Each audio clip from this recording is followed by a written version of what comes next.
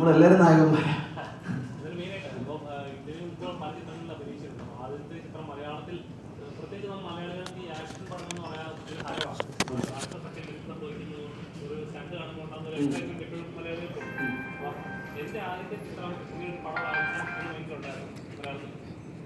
ഇല്ല, അങ്ങനെയല്ലായിരുന്നു കേട്ടോ.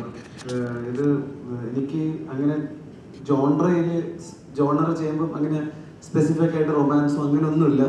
ഇത് മുസ്തൂക്കാടോടെ വർക്ക് ചെയ്യാനുള്ള എക്സൈറ്റ്മെന്റിൽ മുസ്തൂക്കാട് ടീം, പിന്നെ നമ്മളെല്ലാവരുമായിട്ട് മീറ്റ് ചെയ്തപ്പം അത് കഴിഞ്ഞിട്ടുള്ള ഒരു ബോണ്ട്, അതായിരുന്നു. എനിക്ക് അങ്ങനെ സ്പെസിഫിക് ജോണർ ഒന്നുമില്ല.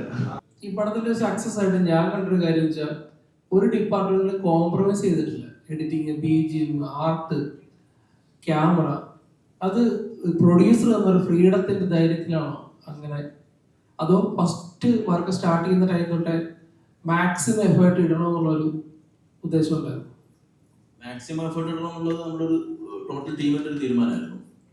പിന്നെ കോംപ്രമൈസ് ചെയ്തിട്ടുണ്ട് കുറേയൊക്കെ, പക്ഷെ അത് കോംപ്രമൈസ് ചെയ്യാത്തൊരു വേർഷനാണ് നമ്മൾ തിയേറ്ററിലേക്ക് വന്നതെന്ന് മാത്രം. അതാണ് നിങ്ങൾ ഓഡിയൻസ് കണ്ടത്.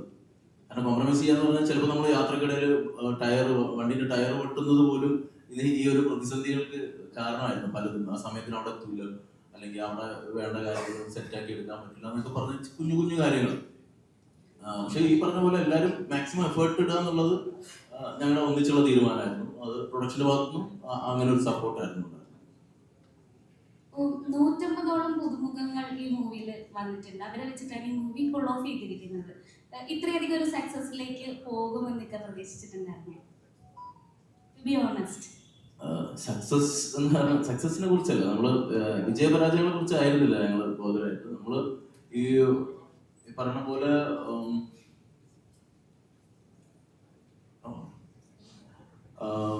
പുതിയ ആളുകളെ വെച്ച് ചെയ്യുന്നതിന്റെ ഒരു ടെൻഷൻ ഉണ്ടായിരുന്നു. ഇത്രയും ആളുകൾ, പുതിയ ആൾക്കാരെ ഒന്നിച്ച് കൊണ്ടുവരുമ്പം എങ്ങനെ എടുക്കും. ചേട്ടൻ അപ്പോഴും പറയുന്നു, നമ്മൾ മാത്രമല്ല ഇതിനു മുമ്പും ചെയ്തിട്ടുണ്ട് പലരും പുതുമുഖങ്ങളെ വെച്ച്, ഹിറ്റായിട്ടും ഉണ്ട് എന്ന് പറഞ്ഞൊരു കോൺഫിഡൻസ് ഉണ്ടായിരുന്നു. അതുകൊണ്ട് അതങ്ങനെ കണ്ടുള്ളത് സാർ. അതുപോലെ നമ്മുടെ സാധാരണഗതിയിൽ ഒരു പുതുമുഖങ്ങളെ വെക്കുന്നു, അതുപോലെ തന്നെ ഒരു യുവതലമുറയുടെ കഥ പറയുന്ന സമയത്ത് നോർമലി സിനിമകളിൽ കാണാറുള്ളത് ഒരു എന്താ പറയാ, കുറെ അതായത് ലഹരി പദാർത്ഥങ്ങളുടെ ഉപയോഗം കൂടുതലായിട്ട് കാണിക്കുക, അല്ലെങ്കിൽ 2-3 ലിപ് ലോക്ക്, അല്ലെങ്കിൽ ഒരു ബെഡ്റൂം സീന്, അങ്ങനെയൊക്കെ ഉൾപ്പെടുത്താറുണ്ട് സാധാരണഗതിയിൽ. അത് കാഴ്ചക്കാർക്ക് കുറച്ചും കൂടി ഒരു എൻഗേജ് ആവാൻ വേണ്ടിയിട്ട് കാണിക്കുന്നത് തന്നെയാണ്.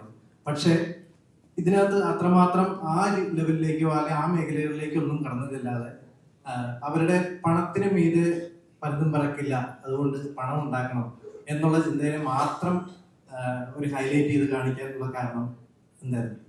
ഈ കഥ ഡിമാൻഡ് ചെയ്യുന്ന കാര്യങ്ങൾ മാത്രം ഇതിനകത്ത് ചെയ്തിട്ടുള്ളൂ. അനാവശ്യമായിട്ടൊന്നും ചെയ്തിട്ടില്ല. അത് തന്നെയാണ്, വേറെ ഒന്നും ചെയ്തിട്ടില്ല. അനാവശ്യമായിട്ടുള്ള ഒന്നും ചെയ്തിട്ടില്ല. ആവശ്യമുള്ള കാര്യങ്ങൾ മാത്രം, ഈ സബ്ജക്റ്റ് ഡിമാൻഡ് ചെയ്യുന്ന കാര്യങ്ങൾ മാത്രമേ ചെയ്തിട്ടുള്ളൂ. ചേച്ചി,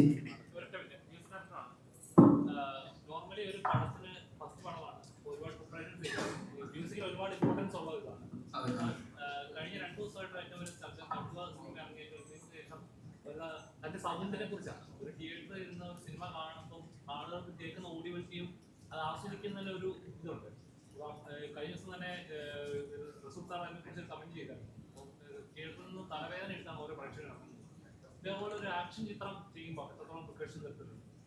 തീർച്ചയായും നമ്മളതൊരു ഒരാളുടെ കൂടെ പേര് പറയേണ്ടതുണ്ട്. ഫൈനൽ മിക്സ് ചെയ്ത അരവിന്ദ് മേനോൻ നമ്മുടെ മിക്സ് എഞ്ചിനീയർ ആണ്. അപ്പോൾ നമ്മൾ മ്യൂസിക് പ്രൊഡക്ഷൻ നടക്കുന്ന ടൈമിൽ നമ്മൾ അതിൻ്റെ ലെവൽസ് നമ്മൾ കൂടുതൽ ബോദർ ചെയ്യാറില്ല. നമ്മൾ മാക്സിമം നല്ല ടൈറ്റായിട്ട് ഫുൾ പവറിൽ കേൾപ്പിക്കാനും നോക്കാറുള്ളൂ. ബട്ട് ഇതിൻ്റെ ഈ വോളിയം അല്ലെങ്കിൽ തിയേറ്റർ സ്റ്റേജ് എന്ന് പറയുന്നത് നമ്മുടെ ലാസ്റ്റ് മിക്സ് സ്റ്റേജ് ആണ്. ഫൈനൽ മിക്സ് വരുമ്പോഴാണ് ഇതിൻ്റെ ലെവൽസ് എല്ലാം, ഓരോ സീനിലും നമ്മൾ ഏതാണ് കൂടുതൽ കേൾപ്പിക്കേണ്ടത് എന്നുള്ളൊരു ഐഡിയയിലേക്ക് വരുന്നത്. അപ്പോൾ അതിൽ അരവിന്ദും അത് വർക്ക് ചെയ്തിട്ടുണ്ട്. അരവിന്ദും പാരലി ഒരുപാട് പടങ്ങൾ വർക്ക് ചെയ്യുന്ന ആളാണ്. തെലുങ്ക് പടവും തമിഴും ഒക്കെ ചെയ്യുന്നതാണ്. അപ്പോൾ അരവിന്ദത്തെ എപ്പോഴും പറയാറുണ്ട്, മലയാളി നമ്മുടെ ഓഡിയൻ അടിപൊളിയാണ്, ക്വാളിറ്റി ഓഡിയനാണ്, നമുക്കത് ഭയങ്കര ലൗഡ് ആക്കുന്നതിൽ അർത്ഥമില്ല എന്ന് വളരെ കറക്റ്റായിട്ടുള്ള ഒരു ക്ലാരിറ്റി ഉണ്ടായിരുന്നു. നമ്മൾ മിക്സിന്റെ സമയത്ത് ആ ക്ലാരിറ്റി ഉണ്ടായിരുന്നു. അപ്പം നമ്മൾ കൊടുക്കാൻ പറ്റാവുന്ന എന്നാൽ നമുക്ക് എല്ലാവർക്കും കേൾക്കാൻ ഓക്കെ ആയിട്ടുള്ള ഒരു ഒരു ലെവലിലേ നമ്മൾ പിടിച്ചിട്ടുള്ളൂ. അതിൻ്റെ അപ്പുറത്തേക്ക് നമ്മൾ പോയിട്ടില്ല. നമ്മൾ ത്രൂ ഔട്ട് ദ ഫിലിം നമ്മളത് കീപ്പ് ചെയ്തിട്ടുണ്ട്, ആ ലെവൽസ് കീപ്പ് ചെയ്തിട്ടുണ്ട്. അതെ അതെ അതെ അതെ, ഫിലിമും അത് തന്നെയാണ് ഡിമാൻഡ് ചെയ്യുന്നത്. തങ്കുവും കണ്ടിട്ടില്ല.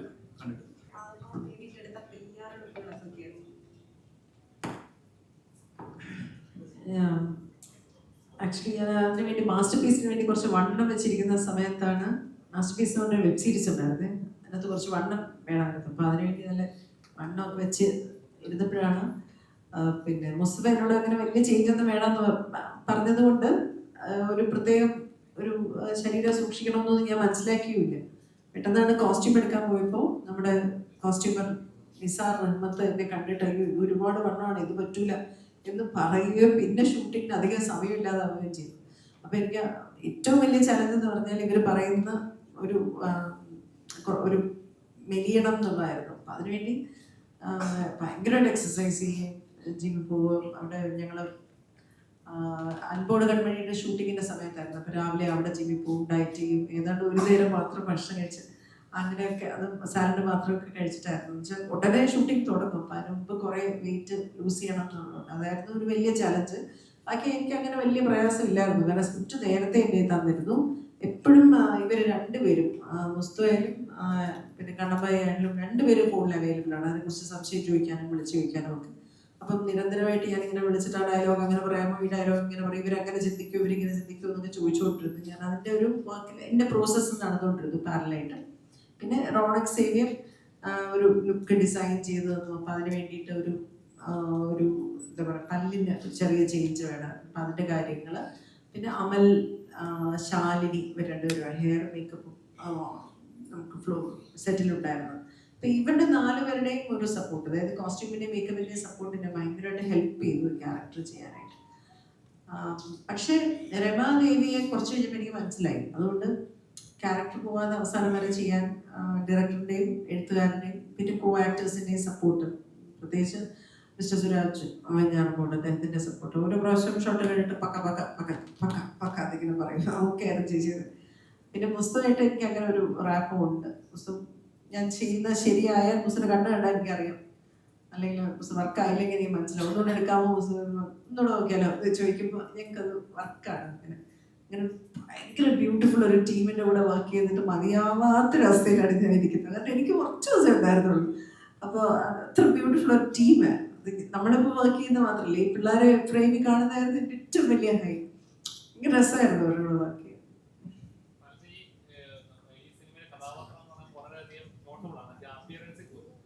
ബോളിവുഡ് സിനിമകളൊക്കെ കാണുന്ന ഒരു ലേഡി ക്യാൻസർ ലുക്കിലേക്ക് വന്ന് കുറച്ച് അങ്ങനത്തെ ചെയ്യുന്നതിലേക്ക് അവിടെ കാണുന്ന നമ്മൾ വാവും. മലയാളത്തിലേക്ക് അങ്ങനെ വളരെ കുറവാണ്. മലയാളത്തിൽ നടിമാരെ ഒന്നുകൂടെ ഇമോഷണൽ അല്ലെങ്കിൽ സെന്റിമെന്റൽ ക്യാരക്ടർ കൂടുതൽ കാണുന്നത്. അത് ബ്രേക്ക് ചെയ്തിട്ടാണ് ഈ സിനിമയിലെ കഥാപാത്രം. മലയാളത്തിലും അതേപോലത്തെ കഥാപാത്രങ്ങൾ വരുന്ന സമയം കഴിഞ്ഞ് വിചാരിക്കുന്നു. 100%. എനിക്കങ്ങനെ രണ്ടാമതൊരു തോട്ട് പോലും ഇല്ലായിരുന്നു, ഇങ്ങനൊരു സിനിമ ഞാൻ ചെയ്യേണ്ടതുണ്ടോ, നെഗറ്റീവ് ഒരു ക്യാരക്ടർ ചെയ്യേണ്ടതുണ്ടോ എന്നൊരു ആലോചന പോലും എനിക്കുണ്ടായിരുന്നില്ല. ഇപ്പം നമ്മൾ ഈ പുഷ്പയിലേക്ക് നെഗറ്റീവ് അവരൊക്കെ ചെയ്ത ക്യാരക്ടേഴ്സൊക്കെ ഇല്ലേ, അതുപോലത്തെ ക്യാരക്ടേഴ്സ് ചെയ്യാൻ നമ്മുടെ ആക്ടേഴ്സ് ഉണ്ട്. പക്ഷെ പലപ്പോഴും പുരുഷന്മാർക്കാണ് നറുക്ക് വീട്, ഞങ്ങളെപ്പോലുള്ളവർക്ക് അങ്ങനെ കിട്ടാറില്ല. പരീക്ഷിച്ചാൽ ഇവരൊക്കെ ഇപ്പം എന്നെ ഇങ്ങനെ ഈ രൂപത്തിൽ കണ്ടാൽ ഇവർ രമാദേവി ആവാൻ സാധ്യതയുണ്ടോ എന്ന് ചിന്തിക്കുന്നവർ കുറവായിരിക്കും. അപ്പം എന്നെ കാണുമ്പോൾ പെട്ടെന്ന് തന്നെ ഒരു ഡോക്ടറാക്കും, ഒരു സ്വീറ്റ് ഒരു അമ്മയാക്കും. അങ്ങനെ അല്ലാത്ത ക്യാരക്ടേഴ്സ് എനിക്ക് ചെയ്യാൻ പറ്റുന്ന എക്സ്പ്ലോർ ചെയ്യുന്ന ഡയറക്ടേഴ്സ് എഴുത്തുകാർ വന്നാലേ നമുക്ക് രക്ഷയുള്ളൂ. നമുക്ക് ചെയ്ത് വീട്ടിലിരുന്ന് ചെയ്ത് കാണിച്ചു കൊടുക്കാൻ പറ്റുമല്ലോ. ഞാൻ ഇങ്ങനെയൊക്കെ ചെയ്തു ഒരാൾ തന്നാൽ ധൈര്യമായിട്ട് തരുമ്പോഴല്ലേ നമുക്ക് നമ്മളെ എക്സ്പ്ലോർ ചെയ്യാൻ പറ്റും. അതാണ് ആക്ടേഴ്സിൻ്റെ ഏറ്റവും വലിയ ഒരു കുഴപ്പം. എല്ലാ പ്രാവശ്യവും നമ്മൾ ആഗ്രഹിച്ചാൽ പോരാ, വേറൊരാൾ നമ്മളെ ട്രസ്റ്റ് ചെയ്തോന്ന് തന്നാലേ നമുക്ക് പ്രൂവ് ചെയ്യാൻ പറ്റുള്ളൂ. അപ്പോൾ അത് ഓരോ ആക്ടറിൻ്റെയും ഡ്രീമാണ്. അത് എനിക്ക് ലഭിച്ചു. പക്ഷെ മലയാളത്തിൽ സീനിയർ വേഷങ്ങൾ ചെയ്യുന്ന ഇപ്പം ലളിത ചേച്ചി, സുബാരിയമ്മ എന്നൊക്കെ പറയുന്ന പോലെ അത്രയും തന്നെ ടാലന്റഡായിട്ട് ഒരുപാട് പേര് ഇപ്പോഴും ഉണ്ട്. പക്ഷെ അവരെ വിശ്വസിച്ച് അവരിലേക്ക് ക്യാരക്ടേഴ്സ് എത്തുമ്പോൾ നമുക്ക് ഈ ആണുങ്ങളുടെ ഒരു നീണ്ട നിര പറയും. ഇപ്പോൾ ഇന്ത്യയിൽ മുഴുവൻ പേരും പറയുകയാണെങ്കിൽ എല്ലാ ആൾക്കാരും ഫഹദ് തൊട്ട് എല്ലാ ആക്ടേഴ്സിനെയും എടുത്ത് പറയും. പക്ഷെ സ്ത്രീകളെ കുറിച്ച് അങ്ങനെ പറയുന്നില്ല. നമുക്ക് ക്യാരക്ടേഴ്സ് തന്ന് പരീക്ഷിച്ച് ഒരു വലിയ നിര ഓഫ് സ്ത്രീകളെയും കൂടെ കേരളത്തിൽ നിന്ന് നമുക്ക് മുന്നോട്ട് വെക്കാൻ ഉണ്ടാവും. ഈ പ്രശ്നം പറയുമ്പോൾ തന്നെ ഇങ്ങനെയൊക്കെ പ്രശ്നങ്ങൾ ഉന്നയിക്കുമ്പോൾ തന്നെ അവർ പറയുന്നത് ചില 1-2 കഥാപാത്രം കൊടുത്ത് ഒതുക്കുന്നതായിട്ട് തോന്നുന്നു. കാരണം ഇങ്ങനെ ഒരു പ്രശ്നം ഉണ്ടാകുമ്പോൾ പിന്നീടുള്ള കുറച്ചധികം സിനിമകളിൽ സ്ത്രീകൾക്ക് കുറച്ച് പ്രാധാന്യം കൊടുത്തിട്ട് കഥാപാത്രം കൊടുത്ത് ഒതുക്കി ആ പ്രശ്നം ഒതുക്കുന്നതായിട്ട് ഫീൽ ചെയ്യുന്നു? അതെനിക്ക് അറിഞ്ഞൂടെ. ഞാൻ ഭയങ്കര എൻ്റെ പേഴ്സണലായിട്ടുള്ള കാര്യം എനിക്ക് പറയാൻ പറ്റും. ഞാൻ ഭയങ്കര ലക്കിയാണ്. ഇപ്പം മാസ്റ്റർ പീസിലെ ആനിയമ്മ, ഓവർ ആക്ടിങ് ആനിയമ്മ, ഭീഷ്മപുരത്തിലെ മോളി എന്ന് പറയുന്ന ക്യാരക്ടർ, ARMലെ അമ്മൂമ്മ, അല്ലെങ്കിൽ ആൻഡ്രോയിഡ് കുഞ്ഞപ്പൻ്റെ സൗദാമിനി എന്നൊക്കെ പറയുന്ന എല്ലാം വളരെ ഡിഫറെൻ്റ് ആയിട്ടുള്ള ക്യാരക്ടേഴ്സ്. പല ഭാഷ ഡയലക്റ്റ് പറയാൻ പറ്റുന്നത്. തിരുവനന്തപുരം മുതൽ കണ്ണൂർ വരെയുള്ള ഇപ്പം ഈ അൻപോട് കൺമണി ഇറങ്ങാൻ പോകുന്നത് അതിൻ്റെ ഡയലക്റ്റ് തനി തലശ്ശേരിയാണ്. പല ഡയലക്റ്റ് ട്രൈ ചെയ്യാൻ പറ്റിയിട്ടുണ്ട്. ആൻഡ്രോയിഡ് കുഞ്ഞപ്പനിലും പയ്യന്നൂർ ഭാഷയാണ്, അത് സിങ് സൗണ്ട് ആയിരുന്നു. അപ്പൊ അങ്ങനെ എനിക്കൊരു പരാതിയില്ല. എന്നെ എത്രയെങ്കിലുമൊക്കെ തന്നല്ലോ എന്നൊക്കെയാണ് ഞാൻ ആലോചിക്കുന്നത്. വളരെ ബ്ലെസ്ഡ് ആയിട്ട് ഒതുക്കിയതായിട്ട് എനിക്ക് തോന്നുന്നില്ല. പിന്നെ ഈ പറഞ്ഞ പോലെ ഒരു മാർക്കറ്റിംഗ് പോയിന്റ് ഓഫ് വ്യൂ എന്നാണല്ലോ എല്ലാവരും കാസ്റ്റ് ചെയ്യുന്നത്. അപ്പോൾ ഒരു സിനിമ കാസ്റ്റ് ചെയ്യാൻ പോകുമ്പോൾ അന്യഭാഷയിലുള്ള ഒരു സ്ത്രീ വന്ന് ഒരു പ്രധാനപ്പെട്ട സ്ത്രീ ഒരു ക്യാരക്ടർ ചെയ്യാനായിട്ട് ക്ഷണിക്കാറുണ്ട്. അതിനവർക്കൊരു വാല്യൂ കൂടുതലുള്ള പോലെ സിനിമയ്ക്ക് മാർക്കറ്റ് ചെയ്യാൻ ഒരു കാര്യമായിട്ട് ഉപയോഗിക്കും. നമ്മളൊക്കെ ഇവരൊക്കെ ഇവിടെ ഉള്ളതല്ലേ എന്ന് പറയുന്നത്. അപ്പൊ അങ്ങനെ അല്ലാതെ ഇപ്പം എന്തുകൊണ്ട് ഞാനിങ്ങനെ ആലോചിക്കുക, ഇപ്പൊ രമാദേവി എന്ന് പറയുന്നൊരു ക്യാരക്ടർ ഞാൻ തീർച്ചയായിട്ടും തമിഴിൽ നിന്ന് ഒരാളെ കൊണ്ടുവരാമായിരുന്നു. പക്ഷെ മുസ്തഫയ്ക്ക് എന്നോട് ട്രസ്റ്റ് തോന്നിയതുകൊണ്ടാണ് എനിക്ക് ആ വർക്ക് വീണത്. അത് മുസ്തഫ ആയതുകൊണ്ട് മാത്രമാണ്. ചിലപ്പോൾ അങ്ങനെ കിട്ടണമെന്നില്ല. അത് ആ പ്രൊഡ്യൂസർ പറയാ പോലെ ഒരു പ്രൊഡ്യൂസർ സമ്മതിച്ചാൽ നമുക്ക് അവരെ ട്രൈ ചെയ്യാം, അല്ലെ അവരൊന്നും വേണ്ട, നമുക്ക് മാർക്കറ്റിംഗിന് വർക്കാവില്ല എന്ന് പറഞ്ഞ് കഴിഞ്ഞില്ലേ. അപ്പൊ ഇതൊക്കെ ഇന്റേണൽ ആയിട്ട് നടക്കുന്ന ടോക്കാണ്. നമുക്ക് ആക്ടേഴ്സിന് അറിയാനേ പറ്റില്ല. അതൊരു ഭയങ്കര ഭാഗ്യമായിട്ടേ ഞാൻ കാണുന്നത്. നമ്മളെ പോലുള്ളവര് ഞാൻ പറഞ്ഞ എനിക്ക് ഇപ്പോഴും അതൊരു പിച്ച് നോക്കുന്ന പോലെ സിനിമ കണ്ടോണ്ടിരുന്നപ്പോഴും ഇത് സത്യമായിട്ട് ഞാൻ അഭിനയിച്ച് വന്നാണോ എന്നൊക്കെ ഭാഗ്യമാണെന്ന് കിട്ടൂല യൂഷ്വലി. നായകനാണ് ഹൃദു എന്നാണ് എൻ്റെ പേര്. ഋതുവിനെ സംബന്ധിച്ചിടത്തോളം ഇപ്പൊ ഈ മുറ സിനിമ ഇറങ്ങി, നോർമലി ഒരു പുതുമുഖം നടനെ സംബന്ധിച്ചിടത്തോളം ഒരു വെല്ലുവിളിയാണ്. ഒരു പടം ചെയ്ത് കഴിഞ്ഞിട്ട് നെക്സ്റ്റിലേക്ക് പോകാൻ ഉള്ള ഒരു സമയമുണ്ട്. ആ സമയം ഒരു വലിയൊരു ടെൻഷനാണ്. അല്ലെങ്കിൽ അടുത്തത് കിട്ടുമോ, അല്ലെങ്കിൽ അടുത്തത് ഇനി എന്ത് വിഷമായിരിക്കും. അപ്പൊ അങ്ങനെയുള്ള കാര്യങ്ങൾ അതിലൊന്നും ഇടകൊടുക്കാതെ ഈ റീസെന്റ് കഴിഞ്ഞ ദിവസം തന്നെ ഒരു പുതിയ മൂവിയുടെ കൂടെ ജോയിൻ ചെയ്തു. അതെ അതെ. അപ്പൊ ആ ഒരു ഇതിന്റെ വിജയത്തോടു കൂടി വന്നു ചേർന്നതാണോ അതോ അതിന് മുമ്പേ ചർച്ച ചെയ്ത് ഇല്ല മുറ കണ്ടിട്ട് ഒരാള് അന്ന് കാസ്റ്റ് അവർക്ക് എന്തോ ചേഞ്ച് ചെയ്യായിരുന്നു. മെയിൻ കാസ്റ്റ് എന്തോ ഒരു കാരണത്തിൽ ചേഞ്ച് ചെയ്യായിരുന്നു. അപ്പൊ ആ സമയം ആ ടീമിലുള്ള ആൾക്കാർ സിനിമ കണ്ട് അന്ന് തന്നെ ഡയറക്ടറിനെ വിളിച്ച് അവരും അങ്ങനത്തെ ഒരു, കാരണം എല്ലാം പ്രിപ്പയർ ആയി, വർക്ക്ഷോപ്പ് എല്ലാം കഴിഞ്ഞ് എല്ലാം സെറ്റായിരുന്നു. അവസാനം അവർക്കും ലാസ്റ്റ് മിനിറ്റ് പ്രശ്നമായി. അപ്പൊ ചോദിച്ചു മുറ കണ്ടിട്ടാണ് അവര് അന്ന് കണ്ടിട്ട് വിളിച്ചു. അപ്പൊ അതൊരു മുറകാരന് നേടിയ ഒരു പ്രോജക്റ്റ് ആണ് എന്ന് പറയാം. അതെ. അപ്പൊ 2 ദിവസത്തെ ഷൂട്ടൊക്കെ തുടങ്ങണം. അപ്പൊ അതിൽ പെട്ടെന്ന് പ്രിപ്പയർ ആവണം. മുറ കണ്ട് എനിക്ക് ഉറപ്പാണ്, എനിക്ക് മുന്നേ അറിയാം മുറ കണ്ട് ഇതിൽ വർക്ക് ചെയ്ത എല്ലാവർക്കും അടിപൊളി ഓപ്പർച്യൂണിറ്റീസ് ആയിരിക്കും കിട്ടാൻ പോകുന്നത്. എനിക്ക് ഉറപ്പാണ് 100%. കാരണം അത്രയും എല്ലാവരെയും എക്സ്പ്ലോർ ചെയ്തിട്ടുണ്ട്. അതെ.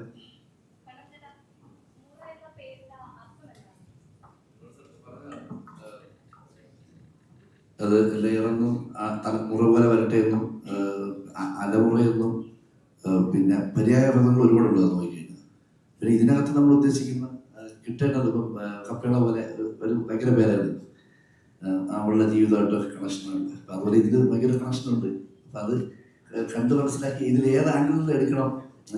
മുറ പോലെ ചില കാര്യങ്ങൾ സംഭവിക്കുന്നുണ്ട്. ശരി, അതെന്താണ് നോക്കുക. അങ്ങനെ അവസാനം വേറൊരു ആംഗിളുണ്ട്. അപ്പൊ അത് സ്വയം ഇങ്ങനെ ആലോചിക്കുമ്പോൾ അത് രസമായിരിക്കും തോന്നും. പര്യായപദങ്ങൾ പറഞ്ഞു പോയിട്ട് കാര്യമില്ല, പ്രധാനപദം പറയുന്നതല്ല. അത് ബാഹ്യമായിട്ടുള്ളതല്ലേ. ആന്തരികമായിട്ട് നമ്മൾ സ്വയം കണ്ടിരിക്കുന്ന അതിൻ്റെ ഒരു സുഖമുണ്ട്. അത് നമുക്ക് നോക്കിക്കഴിഞ്ഞാൽ ഈ പറഞ്ഞ പുസ്തകം മുറപ്പോത്ത് എന്ന് പറയുന്നത് വളരെ ഒരു അതിൻ്റെ അതാണ് നോക്കിയാൽ അറിയാൻ പറ്റും.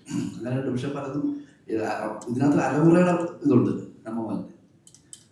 പിന്നെ ഈ പറഞ്ഞതുപോലെ പിന്നെ പോത്തിനെ കിട്ടുന്ന മുറപ്പോത്ത് എന്ന് പറയുന്നത് അതിനെയാണ് സാധാരണ കണ്ടത്. അങ്ങനെയൊക്കെ ഒരു സംഭവങ്ങളുണ്ട്. ഒപ്പം മാലപാർവതി ചേച്ചിയുടെ ഒരു ചോദ്യം എന്ന് പറയുന്നത്, സാധാരണ ഒരു സിനിമയ്ക്ക് വേണ്ടി ഒരു കുറിപ്പിടുമ്പോഴേ, സിനിമ ഇറങ്ങാതെ കുറിപ്പിടുമ്പോഴേക്കും സ്വാഭാവികമായിട്ടും ഒരു സിനിമാ നടിയാണ്, നേരത്തെ തന്നെ മാധ്യമങ്ങളിൽ വർക്ക് ചെയ്തിരുന്നു. അപ്പം നെഗറ്റീവ് പലപ്പോഴും വരാം. ഇപ്പം ഭീഷ്മപർവം ഇറങ്ങുന്നതിന് മുമ്പ് എന്നോടൊപ്പം ഒരു ഇന്റർവ്യൂ തന്നെ ബൂം എന്ന് പറഞ്ഞിരുന്നത് പെട്ടെന്ന് അത് ഇതായി മാറി. അതിന്റെ താഴെ വേറെ കുറച്ച് പേര് അല്ലാതെ കമന്റ് ചെയ്ത് വന്നു. ഇപ്പൊ ഈ സിനിമയ്ക്ക് മുമ്പേ ചേച്ചി ഇട്ട ഇത് ഇങ്ങനെ ആകുമെന്ന് നേരത്തെ തന്നെ ചേച്ചി പറഞ്ഞിരുന്നു, പടം ഹിറ്റാവും എന്ന് പറഞ്ഞിരുന്നു. അതിന്റെ താഴെ നെഗറ്റീവ് കമന്റുകൾ വരുന്നുണ്ടായിരുന്നു, പോസിറ്റീവ് വരുന്നുണ്ടായിരുന്നു. എങ്ങനെയായിരുന്നു ചേച്ചി ഈ സോഷ്യൽ മീഡിയയിൽ നെഗറ്റീവ് കമന്റിനെ തരണം ചെയ്യുന്നത് എങ്ങനെയാണ് ഒരു ആർട്ടിസ്റ്റ് എന്നുള്ള നിലയിൽ? എനിക്ക് നെഗറ്റീവ് കമന്റ് സോഷ്യൽ മീഡിയയിൽ ധാരാളമായിട്ട് വരാറുണ്ട്, ഇപ്പോഴും വന്നുകൊണ്ടിരിക്കുകയാണ്. മലപ്പുറത്ത് ഒഴിച്ച് ബാക്കി എല്ലാവരും സിനിമ നല്ല എന്ന് പറയുന്നത് എത്ര കമന്റ് ഞാൻ വായിച്ചതറിയാം. അത് സ്ഥിരമായിട്ട് വരുന്ന ഒരു കാര്യമാണ്. ഇത് വന്നില്ലേ മോനെ എന്നുള്ളതാണ് എൻ്റെ ലൈൻ. വന്നില്ലേ മലപ്പുറത്ത് ഒഴികെ ബാക്കി എല്ലാവരും നന്നായിരുന്നു എന്ന് പറയുന്നത്, കമന്റ് വന്നില്ലേ ഇതുവരെ എന്ന് പറയുന്നതാണ് എൻ്റെ ഒരു മാനസികാവസ്ഥ. കാരണം അത് ഭീഷ്മപർവ്വത്തിലുണ്ടായിരുന്നു, അത് കഴിഞ്ഞ് അത് ARM-ലതുണ്ടായിരുന്നു, RDX-ലതുണ്ടായിരുന്നു, മാസ്റ്റർ പീസിലതുണ്ടായിരുന്നു. എല്ലാത്തിനകത്തും ഈ ഒരു ലൈൻ ഒരു 10 പേരെങ്കിലും പറയും, ഇതിലും വന്നു. അപ്പൊ അത് എന്നെ സംബന്ധിച്ച വിഷയമേ അല്ല. പക്ഷെ ഈ സിനിമ ഞാൻ ആദ്യമേ പറഞ്ഞതുപോലെ ഇത് ഏറ്റവും സ്പെഷ്യൽ ആവുന്നത് സുരാജ് സാറിനെ പോലെയുള്ളവരെ കൊണ്ടല്ല. ഇത് എപ്പോൾ കണ്ടാലും കുറെ പുതിയ പിള്ളേർ അഭിനയിച്ചാൽ ഇവര് ഭയങ്കര വ്യത്യാസമായിട്ടുള്ള വേറൊരു ക്യാരക്ടർ ചെയ്തു കേട്ടോ, ഇല്ല അതൊന്നായിരുന്നു എന്ന് പറഞ്ഞിട്ട് അത് പോവും. പക്ഷെ ഇവരുടെ പെർഫോമൻസ് തിയേറ്ററിൽ ഇവര് പെർഫോം ചെയ്തത് മിസ് ചെയ്ത് പോയ ഇവര് ചിലപ്പോൾ ഓർക്കൂല. OTT-യിൽ വന്ന അല്ലെങ്കിൽ നിങ്ങൾ ചെറിയൊരു ഫോണിൽ കണ്ടാൽ ഇവര് എന്താണ് സ്ക്രീനിൽ ചെയ്തു വെച്ചിരിക്കുന്നതെന്ന് മിസ്സാവും. അത് സംഭവിക്കരുത് എന്ന്. അപ്പൊ നമ്മൾ ചില സിനിമകളെ വിശ്വസിക്കും. ഇപ്പൊ ഞാൻ പ്രതീഷ് പറഞ്ഞത് ശരിയാണ്. അപ്പൊ ഞാൻ ചില സിനിമയിൽ ഇന്റർവ്യൂവിന് എനിക്ക് അഭിനയിക്കാൻ തുടങ്ങുമ്പോൾ എനിക്ക് ചിലപ്പോൾ അറിയാം ഈ സിനിമ വർക്കാവും. അങ്ങനെ ഞാൻ പറയാനുള്ള സിനിമകളെല്ലാം വർക്കായിട്ടുണ്ട്. ഭീഷ്മപർവ്വത്തിനെ കുറിച്ച് ഞാൻ പറഞ്ഞിട്ടുണ്ട്, RDX-നെ കുറിച്ച് ഞാൻ പറഞ്ഞിട്ടുണ്ട്, ARM-നെ കുറിച്ച് ഞാൻ പറഞ്ഞിട്ടുണ്ട്. അത് സിനിമയുടെ 2 ദിവസം മുമ്പ് എഴുതുന്ന നോട്ടായിരിക്കും. അത് അങ്ങനെ വർക്കായിട്ടുണ്ട്. അത് എല്ലാ സിനിമകളെ കുറിച്ച് ഞാൻ പറയാറുമില്ല. ചിലപ്പോൾ അതിൻ്റെ ഒരു ബിലീഫാണ്. എനിക്കത് ആ സിനിമയിൽ ട്രാൻസ്ഫർ ചെയ്യുന്ന ഒരു എനർജി കൊണ്ട് നമ്മൾ പറയുന്നതാണ്. എന്തോ അങ്ങനെ അത് വരും, ചില സമയത്ത് അങ്ങനെ വന്നു പോകും. ഈ പേരിനെ കുറിച്ച് ചോദിച്ചൊരു പേരിലുള്ള ഒരു കൗതുകത്തെ കുറിച്ച് പറയാം. മുറ എന്ന് പറഞ്ഞാൽ നമ്മൾ ഗൂഗിളിൽ നോക്കി കഴിഞ്ഞാൽ കുറേ മീനിങ് കിടക്കുന്നുണ്ട്, കുറേ പര്യായ പദങ്ങൾ കിടക്കുന്നുണ്ട്. അതെല്ലാം ഈ സിനിമയ്ക്കകത്തുണ്ട്. അത് ചിലപ്പം നിങ്ങൾക്ക് 2 3 പ്രാവശ്യം വാച്ച് ചെയ്യുമ്പോഴേക്കും കിട്ടുക. ഏറ്റവും ലാസ്റ്റ് കാണുന്ന ഒരു സാധനം മുറ എന്ന് പറഞ്ഞിട്ട് നമ്മൾ ആന്ധ്രയിൽ നിന്നും അവിടെ നോർത്ത് നിന്നൊക്കെ കൊണ്ടുവരുന്ന പോത്തുകളുണ്ട് അല്ലേ. നമ്മൾ ഇവിടെ കൊണ്ടുവന്ന് വെള്ളവും വളവും എല്ലാം കൊടുത്ത് പോറ്റി വളർത്തി നല്ല രീതിയിൽ തഴുകി കൊടുത്ത് എണ്ണയൊക്കെ ഇട്ട് തേച്ച് കുളിപ്പിച്ച് റെഡിയാക്കിയിട്ട് നമ്മൾ ആവശ്യം വരുമ്പോൾ നമ്മൾ അതിനെ വെട്ടി കശാപ്പ് ചെയ്യുന്ന ഒരു സാധനമുണ്ട്. മുറ പോത്തുകൾ എന്ന് പറഞ്ഞൊരു ഇന്റർപ്രിട്ടേഷൻ നമ്മുടെ ഭാഗത്തു നിന്നുണ്ട്. അത് എത്രത്തോളം വർക്കായി എനിക്കറിയില്ല, പക്ഷെ നമ്മൾ അങ്ങനെയും കൂടി കണ്ടിട്ടാണ് ആ പേരിലേക്ക് എത്തിയത്.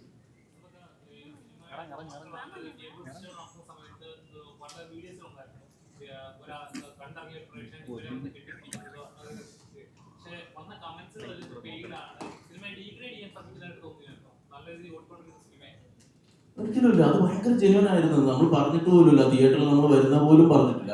ആ സമയത്ത് നമ്മൾ സ്ക്രീനിലെ സൈഡിൽ ഇങ്ങനെ ആ എൻട്രൻസിൽ വന്നു നിന്നിട്ട് തിയേറ്ററിൽ ലൈറ്റ് വരുമ്പോൾ മാത്രം അങ്ങനെ 2 3 തിയേറ്ററിൽ നമ്മൾ പോയി. അവിടെ പല രീതിയിലുള്ള റിയാക്ഷൻസ് നമ്മൾ കിട്ടിയിരുന്നു. പക്ഷെ ഇത് നമ്മൾ ഒട്ടും പ്രതീക്ഷിക്കാതെ ഉണ്ടായ ഒരു കാര്യമാണ്. കാരണം ആ പയ്യൻ എവിടുത്തുകാരനാണോ എന്താണോ ഒന്നും നമുക്കറിയില്ല. ഓടി വന്നിട്ട് ഇത് സെയിം പ്രായത്തിലുള്ള ഇവന്മാരെ കണ്ടപ്പോൾ സ്ക്രീനിൽ കണ്ട ആൾക്കാരെ പെട്ടെന്ന് ഫ്രണ്ടിൽ കണ്ടപ്പോൾ ഉണ്ടായ ഒരു ജെന്യുവൻ ആയിട്ടുള്ള ഒരു റിയാക്ഷൻ ആയിരുന്നു അത്. നമ്മൾ ഭയങ്കര ഇമോഷണൽ ആയിപ്പോയി ആ സീക്വൻസ് കണ്ടപ്പോൾ. എന്തായാലും ഈ സിനിമയ്ക്ക് അത്തരം ഒരു പെയ്ഡ് പ്രൊമോഷൻ പരിപാടികൾ നമ്മൾ പ്ലാൻ ചെയ്തിട്ടേ സീരിയസ്ലി. ഡയറക്ടറോടാണ് ഇപ്പൊ ഈ കാര്യം പറഞ്ഞ പോലെ തന്നെ നമ്മളെ ജോജുവിന്റെ പണി സിനിമ വന്നപ്പോൾ ഒരു ഭയങ്കര ഒരു വിവാദമായൊരു വിഷയം ഉണ്ടായിരുന്നു. ഒരു റിവ്യൂവർ ഭീഷണിപ്പെടുത്തിയവരെ സംബന്ധിച്ചിട്ട്. അപ്പൊ അതിന്റെ ഒരു കാരണം എന്ന് പറയുന്നത് ബലാത്സംഗം കാണിച്ചത് ശരിയായില്ല എന്നുള്ള ഒരു കാരണമാണ് ആ വ്യക്തി പറഞ്ഞത്. അപ്പൊ ഇതിനകത്ത് ഒരു വയലൻസ് രംഗമുണ്ട്. അപ്പൊ അത് ആരെങ്കിലും വിളിച്ചു പറഞ്ഞോ ഇതുപോലെ? അത്ര വേണ്ടായിരുന്നു എന്ന് പറഞ്ഞ ആൾക്കാരുണ്ട്, അത് പോരായിരുന്നു എന്ന് പറഞ്ഞ ആൾക്കാരുണ്ട്. ഇപ്പൊ സത്യം പറഞ്ഞാൽ എനിക്ക് കാണുമ്പോൾ കുറച്ച് ബുദ്ധിമുട്ട് ഉണ്ടായിട്ടുണ്ടായിരുന്നു. അത് ഷൂട്ട് ചെയ്യുന്ന സമയത്താണെങ്കിലും എഡിറ്റിലാണെങ്കിലും മിക്സിംഗ് ടൈമിൽ ഫൈനൽ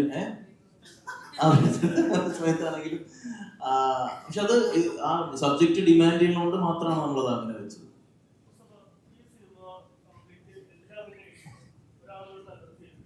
ഏതാ അങ്ങനത്തെ ആൾക്കാരെ കഥ അല്ലത്.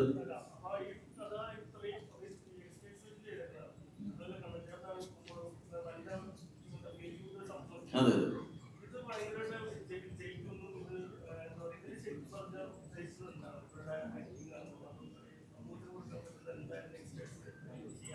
കണ്ടാണോ സിനിമ കണ്ടാണോ?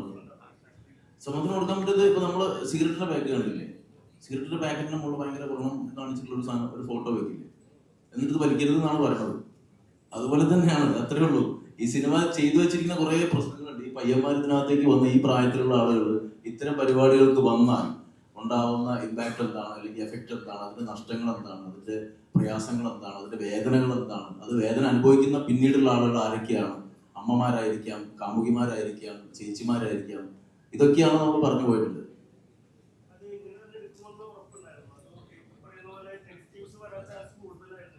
ഇല്ല, നമ്മളിങ്ങനെ ഉദ്ദേശിച്ചാണല്ലോ സിനിമ എടുക്കുന്നത്. അപ്പൊ അത് തന്നെയല്ലേ ജനങ്ങൾക്ക് കിട്ടേണ്ടതും. കിട്ടിയിട്ടുണ്ടെന്നാണ് എനിക്ക് തോന്നുന്നത്. കമന്റ്സുകളിൽ അഭിപ്രായങ്ങളിൽ നിന്നൊക്കെ അങ്ങനെ അത് തന്നെയാണ് എഫക്ട് ചെയ്തിട്ടുള്ളതെന്ന് തോന്നുന്നു.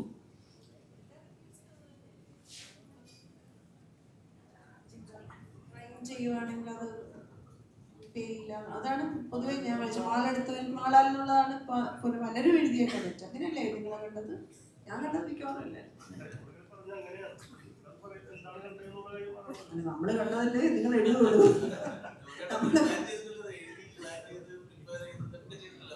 ഒരു കലാരൂപം നമ്മൾ ചെയ്യുന്നതിന് അതിന് ഒരുപാട് ഇന്റർപ്രിട്ടേഷൻസ് ഉണ്ടാവട്ടെ. എന്ത് ഇന്റർപ്രിട്ടേഷൻ പലതും ഉണ്ടാവട്ടെ. അത് ഓപ്പൺ ടു ഓഡിയൻസ് ആണല്ലോ. ജീവിതം നിങ്ങളുടേതാണ്.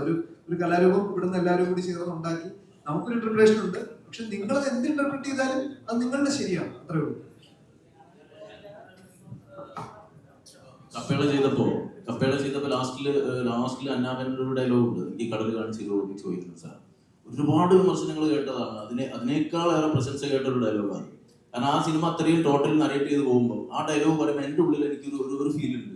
അത് കുറച്ച് പേരിലേക്കെങ്കിലും കിട്ടും എന്നാണ് ഞാൻ വിചാരിച്ചത്. അതുകൊണ്ടാണ് അത് വേണോ ഷൂട്ട് ചെയ്യുന്ന സമയത്തും വേറെ ഓപ്ഷനും കൂടി ഷൂട്ട് ചെയ്ത് വെക്കാമെന്നൊക്കെ പറഞ്ഞിട്ടും ഇല്ല, ഇത് വേണം എന്ന് എനിക്ക് തോന്നിയത് കൊണ്ട് വെച്ചതാണ്. അത് പല ആൾക്കാർക്ക് അത് കണക്ട് ആയി. പിന്നെ കുറെ റീൽസ് ആയിട്ടും പല രീതിയിൽ അത് വന്നു.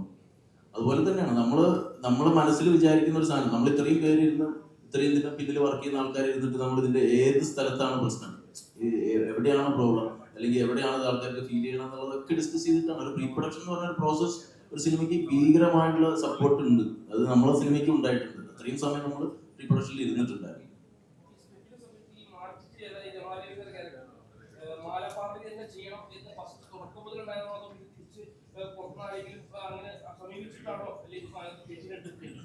അല്ലല്ല, ചേച്ചിയുടെ ആദ്യത്തെ ഡിസ്കഷനിൽ നമ്മൾ കണ്ണച്ചേട്ടൻ എഴുതുന്ന സമയത്ത് ഇതിന്റെ സ്കെച്ചസ് കുറച്ച് കാര്യങ്ങൾ പറയുമായിരുന്നു. അങ്ങനെയായിരിക്കും, ഇങ്ങനെയായിരിക്കും, നല്ലൊരു വ്യക്തി തോന്നും, കോസ്റ്റ്യൂമിൽ ഇങ്ങനെ ആയിരിക്കും എന്നൊക്കെ ഞങ്ങൾ അങ്ങോട്ടും ഡിസ്കസ് ചെയ്യുന്നു. അപ്പൊ ഞാൻ ഇടയ്ക്കിപ്പോഴും വെച്ച് ഞാൻ കാണാനായിട്ട് ചോദിച്ചു, മാലപ്പറവ ചേച്ചിനെ പോലത്തെ ആളാണോ? കറക്റ്റ് അങ്ങനെ ഒരു 3 കറക്റ്റ് പറഞ്ഞതിലാണ് അത് ഫിക്സ് ചെയ്യുന്നത്. പിന്നെ ഞാൻ ചേച്ചിന്റെ അടുത്ത് ജനറൽ ബോഡിയിൽ കാണുമ്പോൾ ചേച്ചി ഒരു സാധനം പറയാനുണ്ട്, ഞാൻ പറയാമെന്ന് പറഞ്ഞു. വേറെ ഓപ്ഷനിലേക്ക് ഒന്നും പോയില്ല. ഈ മുറ 2ാം വാരത്തിലേക്ക് കടക്കുമ്പോൾ തന്നെ ഈ ആഴ്ച മറ്റൊരു ചിത്രം റിലീസ് ആവുന്നുണ്ട്. ഇന്ത്യക്ക് അഭിമാനമായി മാറിയ കാൻ ഫിലിം ഫെസ്റ്റിവലിൽ അവാർഡ് നേടിയ ഓൾ ബി ഇമാജിനസ് ലൈറ്റ്. ഋതു അതിന്റെ ഭാഗമാണ്. അപ്പോൾ മുറ സക്സസ് ആയി 2ാം വാരത്തിലേക്ക് കടക്കുന്നു, അടുത്ത ചിത്രം കൂടി. അപ്പം അതിന്റെ പ്രതീക്ഷകൾ എങ്ങനെയാണ്? സാധാരണ എല്ലാ ജനങ്ങളിലേക്കും ഓൾ ബി ഇമാജിനസ് ലൈറ്റ് എത്തുകയാണ്. സോ അതിനെപ്പറ്റി എന്താ പറയാനുള്ളത്? എല്ലാവരും തിയേറ്ററിൽ തന്നെ പോയി കാണണം. കാരണം അതൊരു നല്ല ജെന്റിൽ, എല്ലാവരും സിനിമ കാണുമ്പോൾ എല്ലാവർക്കും ഇമോഷണലി കണക്ട് ആവാൻ പറ്റുന്ന ഒരു സിനിമയാണ് ഓൾ ഇമാജിനസ് ലൈറ്റ്. അപ്പം എല്ലാവരും തിയേറ്ററിൽ തന്നെ പോയി കാണും. റെസ്ട്രിക്ട് ചെയ്തത് OTT വന്നിട്ടോ അത് പിന്നെ എപ്പോഴെങ്കിലും കാണാം. എല്ലാവരും കാണേണ്ട ഒരു സിനിമയാണ് ഓൾ ഇമാജിനസ് ലൈറ്റ്. പൈലൻ ടീം 6-7 വർഷമൊക്കെ ഇരുന്നാണ് സ്ക്രിപ്റ്റും വർക്ക് ചെയ്തെടുത്തത്. പിന്നെ നമ്മുടെ വർക്ക്ഷോപ്പ് ആയാലും ഷൂട്ടിംഗ് ആയാലും അത്രയും വേറെ രീതിയിൽ ഭയങ്കര എഫേർട്ട് എടുത്ത് ഉണ്ടാക്കിയ ഒരു സിനിമയാണ്. അതിന്റെ റിസൾട്ട്സും കുറെ ഫെസ്റ്റിവൽസിനും അവിടെയൊക്കെ നന്നായിട്ട് റിസീവ് ചെയ്തിട്ടുണ്ട്. അപ്പൊ ആദ്യമായിട്ട് കമേഴ്ഷ്യലി തിയേറ്ററിൽ ഇറങ്ങാൻ പോവാണ്. പായൽ പല പ്രാവശ്യം പറഞ്ഞിട്ടുണ്ട്, പായൽ ആദ്യമായിട്ടാണ് ഒരു സിനിമ ഇത്രയും കമേഴ്ഷ്യൽ ആയിട്ട് ഇറങ്ങുന്നത് with the help of Rana Daggubati Spirit Media. അപ്പോൾ അതെല്ലാവരും തിയേറ്ററിൽ പോയി കാണണമെന്നാണ് എൻ്റെ ഒരു ആഗ്രഹം. അത് സപ്പോർട്ട് ചെയ്യണം നിങ്ങൾ. അതെ, കണ്ടായിരുന്നോ സിനിമ? ആ,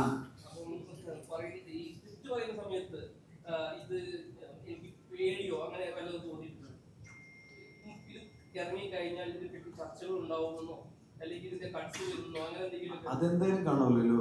നമ്മുടെ ഇവിടെ പല മൈൻഡ് സെറ്റുള്ള ആൾക്കാരുണ്ട്, പല രീതിയിലും ഇന്റർപ്രറ്റ് ചെയ്യുന്ന ആൾക്കാരുണ്ട്. അത് ചർച്ച ചെയ്യണം. അത് എന്നാലേ കാര്യങ്ങളൊക്കെ മാറ്റം, അതെ ഇക്ക പറഞ്ഞ പോലെ മാറ്റം വരുത്തുള്ളൂ. അതെ ഉണ്ടായിരുന്നു, ഞാൻ ആലോചിച്ചിട്ടുണ്ട് ഇതിനെ പറ്റി. പക്ഷെ നമ്മള് ഡിസിഷൻ എടുത്ത് ചെയ്യുന്ന എന്റെ ചോയ്സ് ആയിരുന്നു അത് ചെയ്യാന്ന് പറഞ്ഞു. അത് ചേട്ടൻ എന്ത് തോന്നി?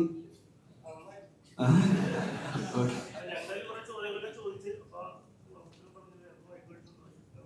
അതുണ്ടായിരുന്നോ? ഓ, നിങ്ങളായിരുന്നല്ലേ? അത് ചേട്ടാ അന്ന് എന്താ സംഭവിച്ചെന്നറിയോ? നമുക്ക് മുറയുടെ പ്രസ് മീറ്റ് ആണ്. നമുക്ക് തമിഴില് വേട്ടയൻ, എനിക്ക് ഒന്നാമത്തെ കാര്യമല്ല, എന്റെ പ്രസ് മീറ്റിൽ വേറെ കാര്യങ്ങൾ സംസാരിക്കാൻ പറ്റും. തമിഴില് വേട്ടയൻ എന്ന് പറയുന്ന സിനിമയിൽ നിങ്ങൾ കൃഷ്ണദാസിനെ കണ്ടു കാണാം. അതിന് മുമ്പ് തങ്കലാലിൽ ഉണ്ടായിരുന്നു. സാധാരണ തമിഴ് ആക്ടേഴ്സില് നമ്മളിപ്പോ അവരെപ്പോഴും ഇവിടെ പ്രൊമോഷൻ വേണ്ടി വരും. തമിഴിൽ നിന്ന് മലയാളത്തിലേക്ക് വന്നിരിക്കുകയാണ്. കൃഷിന്റെ കൂടെ ഇപ്പൊ ഇവരുടെ ടീമിന്റെ പ്രൊമോഷനൊക്കെ ഫുൾ ഉണ്ട്. ഇവിടെ നിന്ന് കിട്ടിയ ഒരു എക്സ്പീരിയൻസ്, ഈ ഒരു റോളിൽ കിട്ടുന്ന കയ്യടി എങ്ങനെയാണ് ഒരു ആസ് എ ആക്ടർ എന്നുള്ളതിൽ തമിഴ് മലയാളം മാറ്റി നിർത്താം, മറ്റ് സിനിമകളിൽ നിന്ന് കിട്ടുന്ന தமிழில் இது வரைக்கும் நான் பண்ணது இந்த அளவுக்கு ஒரு ரிசப்ஷன் கிடைச்சது இல்லை. இந்த மலர்வேந்தருங்கிற இந்த கேரக்டர் வந்து அதான் சொன்னேன், லைஃப் டைமுக்கும் இருக்கக்கூடிய ஒரு எக்ஸ்பீரியன்ஸ். அது ஆடியன்ஸ் மத்தியிலும் சரி, எனக்கு நிறைய வர மெசேஜஸ்லையும் சரி, எல்லாருமே அவ்வளோ அப்ரிஷியேட் பண்ணி பேசுகிறாங்க. அண்ட் தென் டேரக்டர்ஸும் நிறைய பேர் மெசேஜ் பண்ணாங்க. So grateful for that. தமிழில் நான் பண்ணியிருக்கேன், 4-5 படம் பண்ணியிருக்கேன். அது பட் ஆனால் அது இந்த அளவுக்கு ரிசீவ் ஆகலை. பண்ணியிருக்கேங்கிறது தெரியும் எல்லாருக்கும், அவ்வளோதான். பட் ஆனால் இது ஃபஸ்ட்டு எனக்கு மலையாளமில் ஃபஸ்ட்டு படமாக இருந்தால் கூட ஃபஸ்ட்டு படத்துலேயும் இவ்வளோ ஒரு இது கிடச்சிருக்கிறது வந்து எனக்கு ஸோ ஹாப்பி. அதுதான் நான் சொல்லிக்க விரும்புகிறேன். அண்ட் தென் எக்ஸ்பீரியன்ஸாக பெருசாக கற்றுக்கிட்டது என்னென்னா, இங்கே மலையாளம் சினிமா வந்து எல்லாருமே இந்த நான் மேலே நான் கீழே அந்த ஒரு இது இல்லை. எல்லாருமே ஃப்ரெண்ட்லியாக, எல்லாருமே அப்படி தான் பழகுறாங்க, எல்லாருமே அப்படி தான் ஒர்க் பண்ணுறாங்க. இதை எனக்கு மற்ற இதில் பார்க்க முடியல. எனக்கு இங்கே வந்தோன்னே எனக்கு ரொம்ப பயங்கர ஷாக்காக இருந்துச்சு, என்னடா எப்படி இருக்கீங்க அப்படின்ட்டு. அது அது என்னை வந்து ஃப்ரீயாக என்னை ஒர்க் பண்ண வச்சுதான் அந்த கேரக்டருக்காக நான் நிறைய இன்புட் கொடுக்க முடிஞ்சது. அது தமிழில் பண்ணும்போது கிடைச்சது இல்லை. ഓക്കെ കൃഷ്. ഒപ്പം മറ്റൊരു കാര്യം, 2 ചോദ്യങ്ങളും കൂടി. നമ്മുടെ പ്രിയപ്പെട്ട പ്രൊഡ്യൂസർ, പ്രായം കുറഞ്ഞ പ്രൊഡ്യൂസറാണ്, പക്ഷെ അതിന് മുമ്പ് നേരത്തെ കപ്പ എന്ന് പറഞ്ഞ ചിത്രത്തിൽ അഭിനയിച്ചിരുന്നു. അറിയപ്പെടുന്ന ഇൻഫ്ലുവൻസർ ആണ്. ആസ് എ പ്രൊഡ്യൂസർ റോളാണോ, ഇൻഫ്ലുവൻസർ ആണോ, അല്ലെന്നുണ്ടെങ്കിൽ ആക്ട്രസ് എന്നുള്ള റോളാണോ ഏറ്റവും കൂടുതൽ എൻജോയ് ചെയ്യുന്നത്? അങ്ങനെ ഒന്ന് എൻജോയ് ചെയ്യുന്ന അങ്ങനെയൊന്നുമില്ല, ഒന്ന് ചൂസ് ചെയ്യുന്ന അങ്ങനെയൊന്നുമില്ല. എല്ലാം എനിക്കിഷ്ടമാണ്. ഇപ്പൊ പഠിച്ചുകൊണ്ടിരിക്കുന്നുണ്ട്, അതിനായിട്ട് എനിക്ക് കുറച്ചും കൂടി ഫ്രീ ടൈം കിട്ടുന്നത് കണ്ടന്റ് ക്രിയേഷൻ ആണ്. അത് പാഷനോടെയാണ് ഞാൻ ചെയ്യുന്നത്. പിന്നെ ആക്ടിങ് ആയാലും എനിക്ക് ആക്ച്വലി ഞാൻ ജെന്യുവൻ ആയിട്ട് എൻജോയ് ചെയ്യുന്നതാണ്. എനിക്ക് പഠിച്ചു കഴിഞ്ഞിട്ട് കുറച്ചും കൂടി ഓപ്പർച്യൂണിറ്റീസ് കിട്ടുകയാണെങ്കിൽ ഞാൻ ഡെഫിനറ്റ്ലി അത് ചെയ്യും. പിന്നെ പ്രൊഡക്ഷനിൽ ഞാൻ എപ്പോഴാണ് കയറി ഞാൻ പപ്പയുടെ വർക്ക് ചെയ്ത് തുടങ്ങിയത്. സോ അത് ആക്ച്വലി ഫസ്റ്റ് ടൈം അത് ഭയങ്കര ചാലഞ്ചിങ് ആയിരുന്നു. പിന്നെ പഠിച്ച് വന്നപ്പോൾ എനിക്ക് മനസ്സിലായി തുടങ്ങി അത് കുറെ സ്ട്രാറ്റജീസും ബിസിനസ് പ്ലാൻസ് ഒക്കെ ഉണ്ടാക്കിയാണ് ചെയ്യേണ്ടത്. അപ്പൊ വെറുതെ പ്രൊഡ്യൂസർ ആകുന്നില്ല. ഞാനൊക്കെ വിഷ്വൽ കമ്മ്യൂണിക്കേഷൻ ഫിലിം മേക്കിംഗ് കോഴ്സാണ് ചെയ്യുന്നത്. അപ്പൊ അതില് കുറെ ഇൻട്രസ്റ്റ് ഒക്കെ കണ്ടുപിടിച്ചു, ഡയറക്ഷനിലൊക്കെ ഇൻട്രസ്റ്റ് ഒക്കെ മനസ്സിലാക്കി. സോ യെസ്, ദേശീയ സംസ്ഥാന പുരസ്കാരങ്ങൾ കരസ്ഥമാക്കിയ വ്യക്തിയാണ് ശ്രീ മുഹമ്മദ് മുസ്തഫ, അഭിനയത്തിലും സംവിധാനത്തിലും ഒക്കെ തന്നെ. അപ്പൊ അദ്ദേഹവും പല മേഖലകളിലും അഭിനയ കളരി നടത്തുന്നുണ്ട്, അഭിനേതാവ് ആവുന്നുണ്ട്, ഒപ്പം സംവിധായകൻ എന്നുള്ള റോളില് കുറച്ച് വർഷം എടുത്തിട്ടാണെങ്കിലും മികച്ച സിനിമകൾ മലയാളിക്ക് നൽകുന്നുണ്ട്. ഈ മുറ എന്ന് പറയുന്ന സിനിമയിൽ എപ്പോഴെങ്കിലും അഭിനയിക്കണമെന്ന് തോന്നിയിട്ടുണ്ടായിരുന്നോ? അഭിനയിക്കുന്ന എപ്പോഴും തോന്നിക്കൊണ്ടിരിക്കുന്ന ഒരു കാര്യമാണ്. എപ്പോഴും അവസരം കിട്ടിയ എവിടെ കയറി അഭിനയിക്കാൻ പറ്റും അവിടെ കയറി അഭിനയിക്കുക എന്നുള്ളതാണ് ആക്ടേഴ്സ് എന്നുള്ള രീതിയിൽ, ആക്ടർ എന്നുള്ള രീതിയിൽ ആഗ്രഹം. പക്ഷെ മുറയിലേക്ക് വന്നപ്പോൾ ഉത്തരവാദിത്വം കുറച്ചുകൂടി കൂടുതലായിരുന്നു. കാരണം കുറേ പുതിയ ആളുകളാണ്, ഇവരെ മേച്ചുകൊണ്ട് പോകണം. ഇതിന്റെ മുന്നിൽ നിൽക്കുമ്പോൾ പിന്നെ ബാക്കിൽ നിൽക്കുന്ന കാര്യങ്ങൾ കുറച്ച് വീക്കാവാൻ സാധ്യതയുണ്ട്. അങ്ങനത്തെ കുറെ ടെൻഷൻ ഉണ്ടായിരുന്നു. എനിക്ക് അഭിനയിക്കാൻ പറ്റുന്ന വേഷങ്ങളൊക്കെ ഉണ്ടായിരുന്നു. പക്ഷെ ഇത് കംപ്ലീറ്റ്ലി ട്രിവാൻഡ്രത്തിന്റെ ഒരു പ്യുവർ സിനിമയാണ്.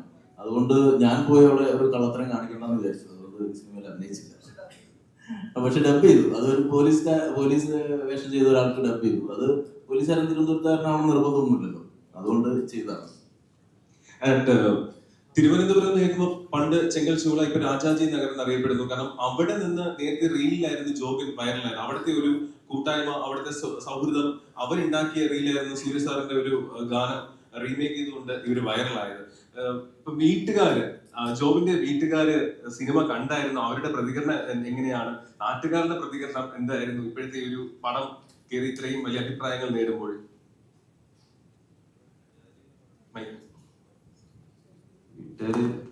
എന്റെ വീട്ടിലെ ബാക്ക്ഗ്രൗണ്ട് എന്ന് പറയുമ്പോൾ ഈ സിനിമയായിട്ട് ഒരു ബന്ധമില്ല. അപ്പം ഇതുവരെ ഒരു സിനിമ കണ്ടിട്ടില്ല. എൻ്റെ വീട്ടിൽ ചേട്ടനെ കണ്ടിട്ടുണ്ട്, പിന്നെ എൻ്റെ കൊച്ചിച്ചൻ കണ്ടിട്ടുണ്ട്. വേറെ അങ്ങനെ അമ്മയും അങ്ങനെ സിനിമ കാണാത്ത ആൾക്കാരാണ്. അങ്ങനെ ഇതുവരെയും സിനിമ കണ്ടിട്ടില്ല. ഞാൻ വീട്ടിലൊക്കെ പോകുമ്പോൾ എൻ്റെ അടുത്ത് ചോദിക്കുന്നത്, എടാ എപ്പോഴാണ് ടി വിയിൽ വരണമെന്നാണ് എൻ്റെ അടുത്ത് ചോദിച്ചത്. ഞാൻ പറഞ്ഞ നിങ്ങൾ ടി വി വരുമ്പോൾ കണ്ടാൽ മതി എന്ന് പറഞ്ഞു. അപ്പം ഒരുപാട് സന്തോഷം. എന്ന് വെച്ചാൽ എൻ്റെ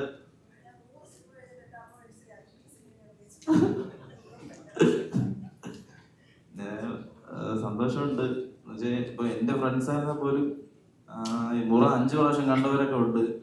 അപ്പം ഞാൻ അവരോട് ചോദിക്കും, എന്തിനാടാ നിങ്ങൾക്ക് ചോദിച്ചിട്ടുണ്ട്. പക്ഷെ അവന്മാര് എന്നിട്ട് എന്നെ നല്ല സപ്പോർട്ട് ചെയ്തിട്ട് ഇങ്ങനെ പറയാറുണ്ട്, അങ്ങനെ ഒരുപാട് ഇഷ്ടപ്പെട്ട, അതുകൊണ്ടാണ് ഇത്രയും പ്രാവശ്യം കാണാൻ. അത് കണ്ടിട്ട് നമുക്കൊരു മതിയാവുന്നില്ല. അങ്ങനെ കണ്ട കൂട്ടുകാരൊക്കെ എനിക്കുണ്ട്.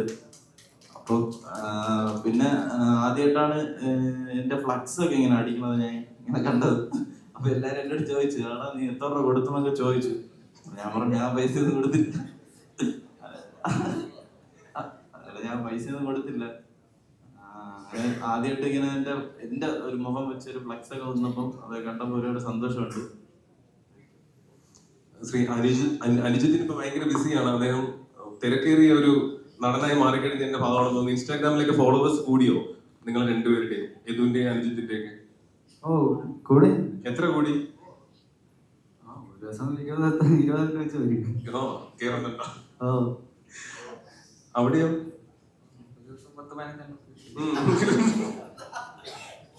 ഓക്കെ. സോ നമ്മുടെ ഒരു സക്സസ് സെലിബ്രേഷൻ വേറെ ആർക്കെങ്കിലും വേറെ എന്തെങ്കിലും ചോദ്യം ചോദിക്കാനുണ്ടോ? നമ്മള് ചോദിച്ചു.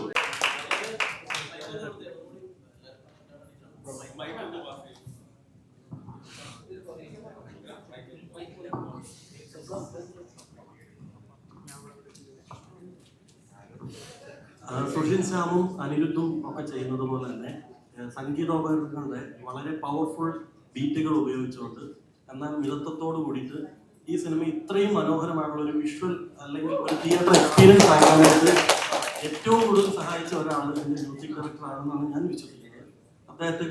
അദ്ദേഹത്തിലേക്ക് എങ്ങനെ എത്തി, അദ്ദേഹത്തെക്കുറിച്ച് 2 കാര്യങ്ങൾ പറയാമോ?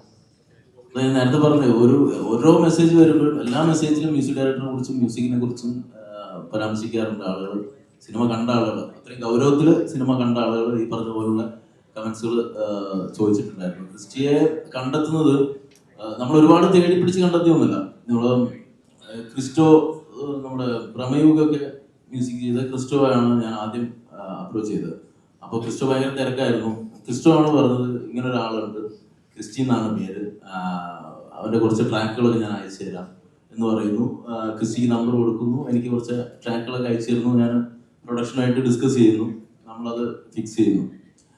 ഈ ക്രിസ്റ്റി യൂസ് ചെയ്തിരിക്കുന്ന ഒറിജിനൽ സ്കോറിൽ ഒരുപാട് ഇൻസ്ട്രുമെന്റ്, ഇപ്പൊ നേരത്തെ പറഞ്ഞ പോലെ ഒരുപാട് ഇൻസ്ട്രുമെന്റ് സാധനങ്ങൾ യൂസ് ചെയ്തിട്ടുണ്ട്. ലൈവ് കുറെ സാധനങ്ങൾ ഷൂട്ട് ചെയ്തിട്ടുണ്ട്. ഒരു ദിവസം ഞാൻ ഒരു സ്റ്റുഡിയോയിൽ പോയപ്പോൾ കണ്ടത് ഒരു 35 പേര് നിന്നിട്ട് ചെണ്ട വായിക്കാനാണ്. എൻ്റെ കണ്ണ് തള്ളിപ്പോയി, നെഞ്ചിടിച്ചു പോയി. അതാണ് അങ്ങനത്തെ ഒരു പ്രോസസ്സിലൂടെയാണ് ഈ സിനിമയുടെ മ്യൂസിക് കമ്പോസ് ചെയ്തിട്ടുള്ളത്. അതിന്റെ റിസൾട്ടാണ് ഈ പറഞ്ഞ പോലെ വന്നുകൊണ്ടിരിക്കുന്നത്. ആദ്യത്തെ പടം ഞാൻ ക്രിസ്റ്റിയുടെ അടുത്ത് എപ്പോഴും പറയായിരുന്നു, ക്രിസ്റ്റി ഫസ്റ്റത്തെ ചാൻസ് നമുക്ക് ഒരിക്കലേ കിട്ടുള്ളൂ. അപ്പൊ അത് മാക്സിമം എങ്ങനെ ഔട്ട്പുട്ട് ആളുകളിലേക്ക് എത്തിക്കാം എന്നുള്ളതാണ്, ആ ഒരു എഫേർട്ടാണ് ക്രിസ്റ്റിന്റെ ഭാഗത്ത് ഉണ്ടായത്. അത് വിജയിച്ചു, സക്സസ് ആയി എന്നുള്ളതാണ് ആളുകളുടെ അഭിപ്രായം പറയുന്നത്. അതിനെക്കുറിച്ച് ഇനി കൂടുതൽ എന്തെങ്കിലും പറയാനുണ്ടെങ്കിൽ ക്രിസ്റ്റിക്ക് പറയാം. മുമ്പേ പറഞ്ഞൊക്കെ തന്നെ ഭയങ്കര ഹാപ്പിയാണ്. അത് ഈ ടൈം കിട്ടിയത് കൊണ്ടാണ്. ബേസിക്കലി ഇത്രയും ടൈം വന്നതുകൊണ്ട് ഭയങ്കര കുറെ വർക്ക് ചെയ്യാൻ സാധിച്ചു. 8-9 മാസം ഞാൻ പറഞ്ഞില്ല, 8-9 മാസം ഉണ്ടായിരുന്നു. ഇനീഷ്യൽ ടൈമിൽ ഇവര് ഷൂട്ടിലായതുകൊണ്ട് എനിക്ക് പ്രഷർ തരുന്നുണ്ട് ആരും ഇല്ല ടീമിൽ. അപ്പൊ എനിക്ക് എങ്ങനെ വേണം വർക്ക്. അതുകൊണ്ട് ഞാൻ കുറെ ആർട്ടിസ്റ്റുകളായിട്ട് വർക്ക് ചെയ്തു, ഒത്തിരി ആർട്ടിസ്റ്റുകളായിട്ട് വർക്ക് ചെയ്തിട്ടുണ്ട്. ഞാൻ തന്നെ ഇരുന്ന് ചെയ്തൊരു പരിപാടിയല്ല. കുറെ മ്യൂസിഷ്യൻസ്, ആർട്ടിസ്റ്റുകൾ, വായിക്കുന്ന ആൾക്കാര് അവരൊക്കെയായിട്ട് വർക്ക് ചെയ്തിട്ടുണ്ട്. അതൊരു വലിയൊരു ടീം വർക്കാണ് ഇതിന്റെ music. Thank you so much. വിട്ടുപോകാത്ത ചോദിക്കേണ്ട ഒരാള് ഫാസിൽ നാസറാണ്, അവിടെ ഇരിപ്പുണ്ട്. അജിയുടെ എന്ത് ചോദിച്ചിട്ട് കുറെ നേരം മൈക്ക് ഇങ്ങനെ പിടിച്ചിട്ട് ചലിക്കുകയില്ല, മൈക്ക് ഇങ്ങനെ കുറെ നേരം പിടിച്ചിട്ട് എല്ലാരും കാണണം എന്ന് പറയും. പക്ഷെ അതല്ല ആള് വേറെ ലെവലാണ്. അവന്റെ നമ്മള് പല ഫൈറ്റുകളും ഒരു സിംഗിൾ ടേക്കിലൊക്കെയാണ് പോയിരിക്കുന്നത്. പ്രത്യേകിച്ച് ഗോഡൌണിനകത്തുള്ള ഫൈറ്റൊക്കെ ഒരു സിംഗിൾ ടേക്കിലൊക്കെയാണ്. അത് എനിക്കത് സിമ്പിൾ അടിച്ചത്. ഞാൻ പലപ്പോഴും അയച്ചിട്ടുണ്ട് ഈ 24 hours ഒക്കെ കണ്ടിന്യൂസ് ഷൂട്ട് പോയിട്ടുണ്ടായിരുന്നു. ഈ മനുഷ്യന് ബോഡി പെയിൻ ഇല്ലേ, ഈ മനുഷ്യന് ഉറക്കമില്ലേ, ക്ഷീണമില്ലേ എന്നൊക്കെ ആലോചിച്ചിട്ടുണ്ട് സത്യം പറഞ്ഞാൽ. കാരണം ഈ സാധനം തോളി തൂക്കിയിട്ടാണ് ഈ ഓടണം പായണതൊക്കെ. രാത്രി മുഴുവൻ കണ്ടിന്യൂസ് ഷൂട്ട് കഴിഞ്ഞിട്ട് എല്ലാവരും ഓരോ സൈഡിലെ വണ്ടിയിലൊക്കെ ഇരുന്ന് ഉറക്കത്തിലായിരുന്നു. അപ്പം വാച്ചിക്കൊക്കെ നിന്നിട്ട് കിഴക്കോട്ട് നോക്കി നിൽക്കുകയാണ്, നമുക്ക് സൺറൈസും കൂടി ഷൂട്ട് ചെയ്തിട്ട് പോകാൻ. അങ്ങനത്തെ ഒരു മനുഷ്യനാണ് വാച്ചിക്ക്. എന്തെങ്കിലും രണ്ട് വാക്കുകൾ മറന്നായിരുന്നു.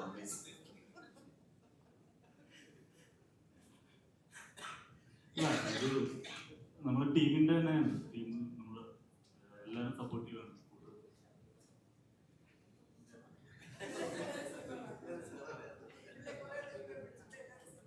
ഞാൻ ആക്ച്വലി ഇങ്ങോട്ട് വരുന്നതിന് മുമ്പ് കുറെ ഫുൾ ബ്ലാങ്ക് ആയിപ്പോയി.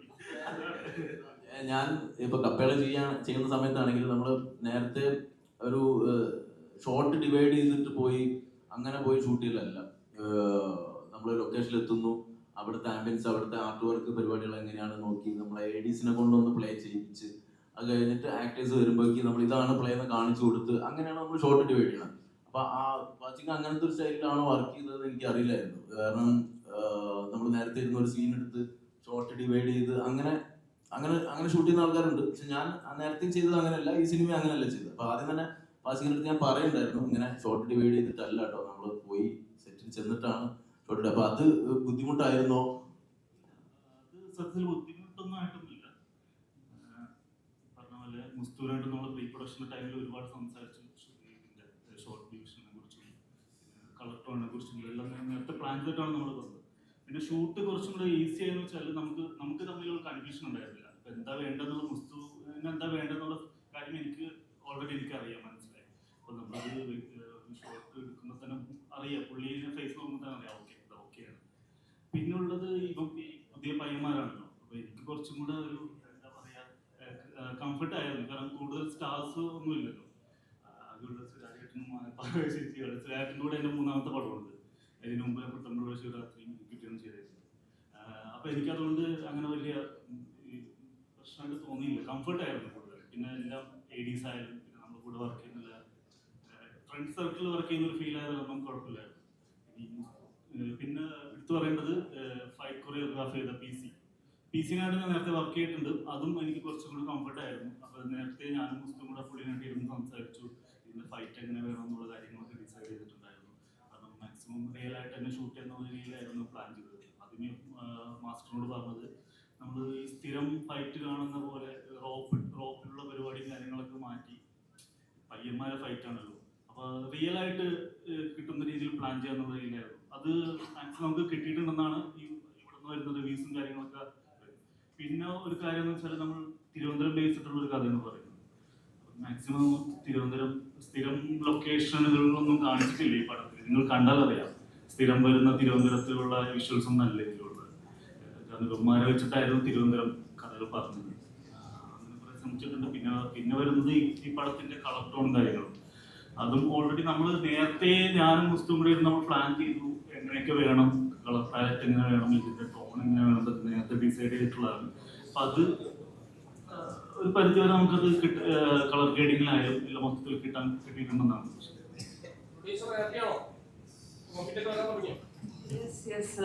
നല്ല ഹാപ്പിയാണ്, നല്ല റെസ്പോൺസും കിട്ടുന്നുണ്ട്. സോ എല്ലാവരും പോയി തിയേറ്ററിലും കണ്ടു കാണുന്നുണ്ട്. നിങ്ങളെല്ലാവരും കുറച്ചുപേര് കണ്ടിട്ടുണ്ട്.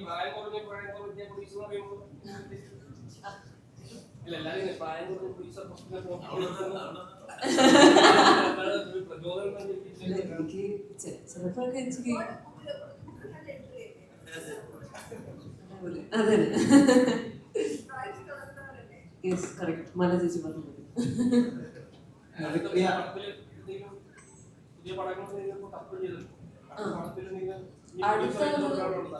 അല്ല ഇനി ഡെഫിനറ്റ്ലി ആക്ടിങ് എക്സ്പ്ലോർ ചെയ്യാൻ താല്പര്യമുണ്ട്. പിന്നെ ഡയറക്ഷനും എക്സ്പ്ലോർ ചെയ്യാൻ താല്പര്യമാണ്.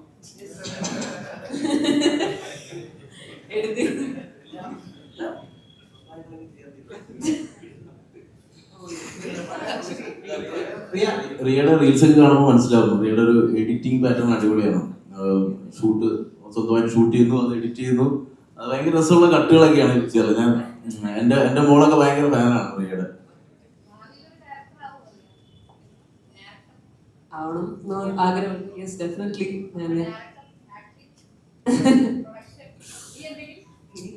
ആക്ടിങ് നല്ല ഇൻട്രസ്റ്റ് ഉണ്ട്. യെസ്.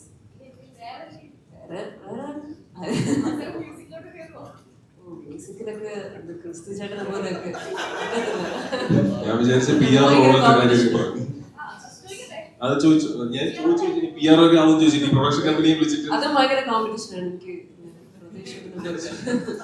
വേറെ ആർക്കും എന്തെങ്കിലും ചോദിക്കാനുണ്ടോ? അവിടെ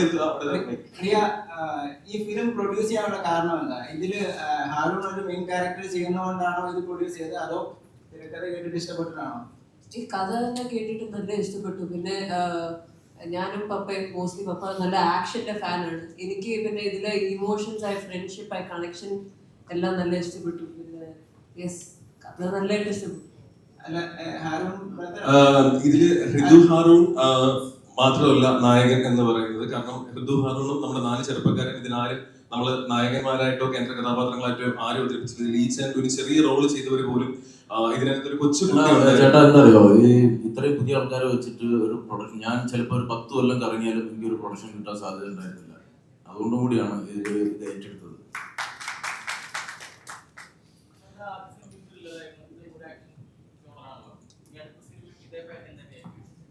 വേറെ പാറ്റേണിൽ ത്രില്ലറായിരിക്കും. അല്ല, എല്ലാത്തിലും ത്രില്ല് വേണമെന്ന് നമ്മളിത് കണ്ടിരിക്കേണ്ട തിയേറ്ററിൽ. എല്ലാ കഥയ്ക്കും ഒരു ത്രില്ല് ഉണ്ടെങ്കിൽ അടിപൊളിയായിരിക്കും, അങ്ങനെ വിശ്വസിക്കുകയാണ്. അപ്പൊ അടുത്ത കഥയിൽ ഇപ്പൊ എന്ത് കുടുംബകഥയാണെങ്കിൽ ഏത് ത്രില്ല് ഉണ്ടാവും.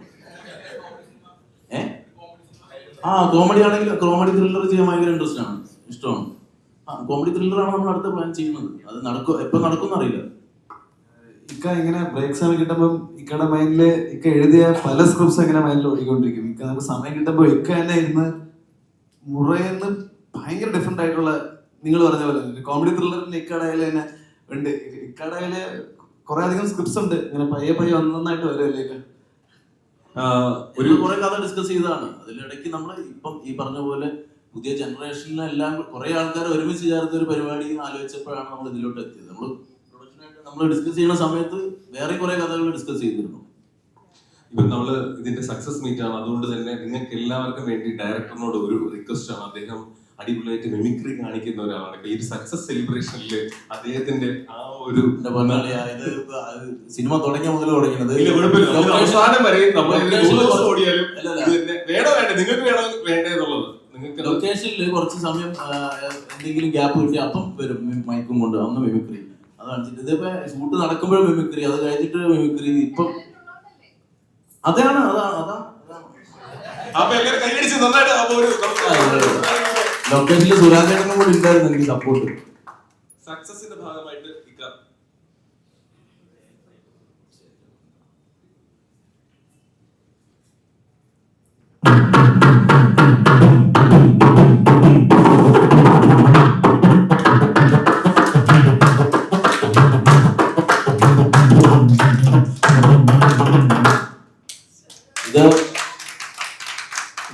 വെഡിങ് ഫോട്ടോഗ്രാഫിക്ക് ഒക്കെ പോണ സമയത്ത് കണ്ടിട്ടുള്ളതാണ്.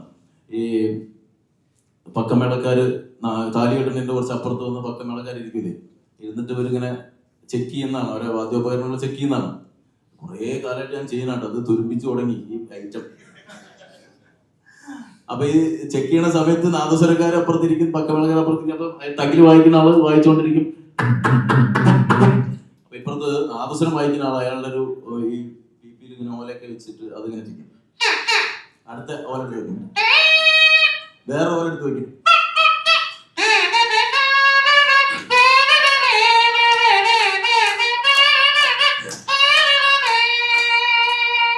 പിന്നെ താലികെട്ടൊക്കെ കഴിഞ്ഞ് പെണ്ണ ചെക്കനൊക്കെ പോയി കഴിഞ്ഞാൽ ഇത് ഏൽപ്പിച്ച ആരെയും കാരണന്മാർ പോയിട്ട് പൈസ നിർത്താൻ പറയുമ്പോഴേ ഇവർ നിർത്തുള്ളൂ. അത് ഒരേ വായിച്ചുകൊണ്ടിരിക്കും. വായിച്ച് ഈ ഓലയിൽ ഉമിനീരൊക്കെ നിറഞ്ഞിട്ട് ടോണൊക്കെ മാറും.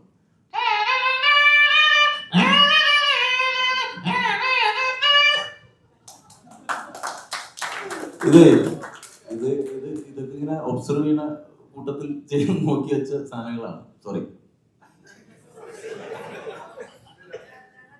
ടീമിനെ മുഴുവൻ പരിചയപ്പെടുമ്പോഴേ നമ്മുടെ അസിസ്റ്റന്റ് ഡയറക്ടേഴ്സിനെ പരിചയപ്പെടേണ്ടതാ ഇവിടെ ഉണ്ട്. അവരൊന്ന് മുന്നോട്ട് വിളിക്കട്ടെ.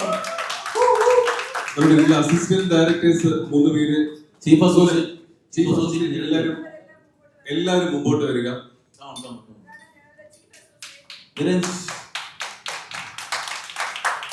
അമീൻ അസോസിയേറ്റ് ഡയറക്ടർ, അമീൻ, സന്ദീപ്,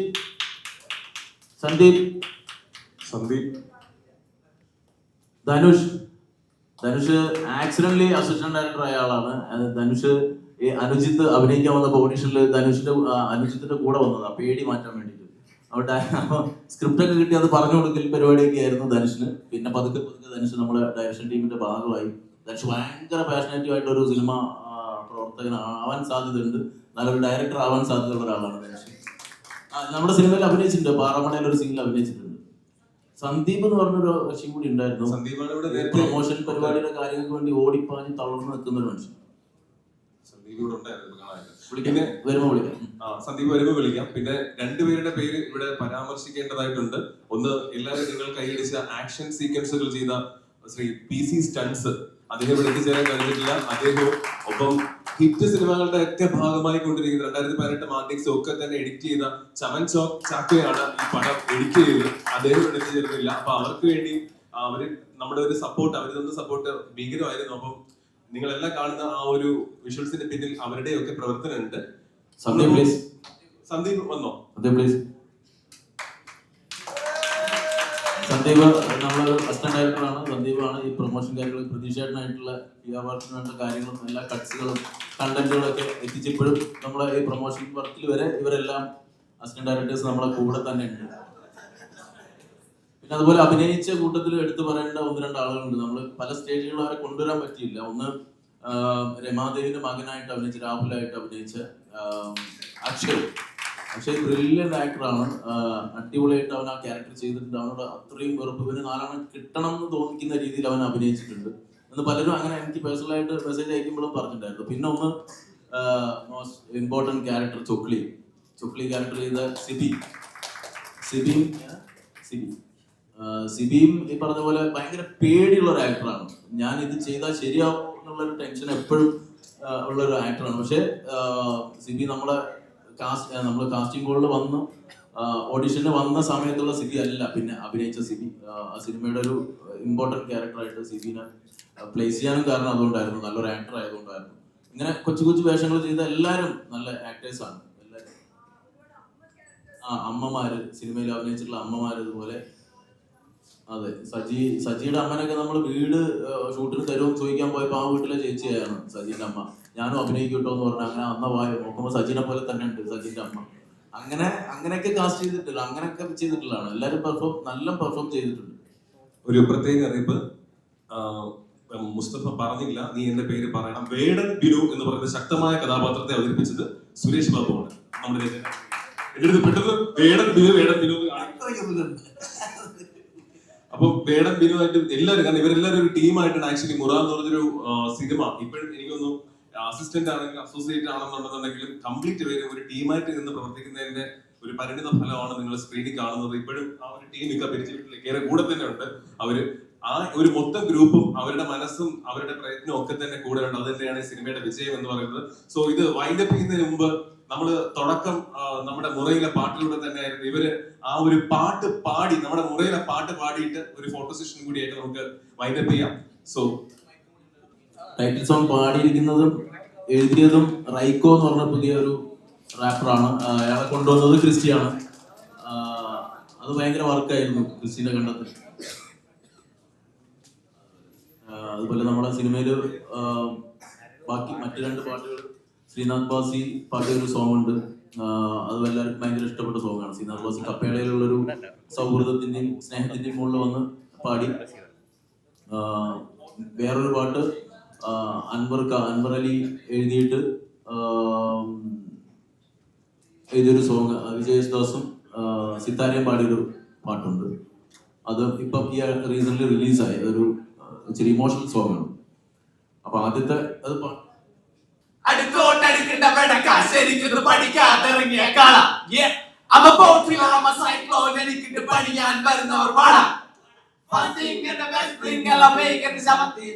മാല പണിവാദിക്കിട്ട് പോകില്ല മരിച്ച മരിച്ചു അതുപോലെ രാജ